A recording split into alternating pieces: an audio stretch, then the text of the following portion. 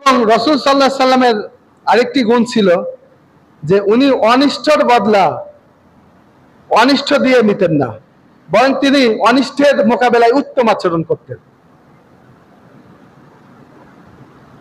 মান লা ইয়ারহামু লা ইউরহামু, রাসূল সাল্লাল্লাহু আলাইহি ওয়াসাল্লাম বলেছেন, মান লা ইয়ারহামু লা ইউরহামু, যে দয়া করে না তাকে দয়া করা হয় না। তিনি তো রহম দিলের মানুষ ছিলেন। তার উপর জুলুম করেছে, তিনি তাকে ক্ষমা করে দিয়েছেন।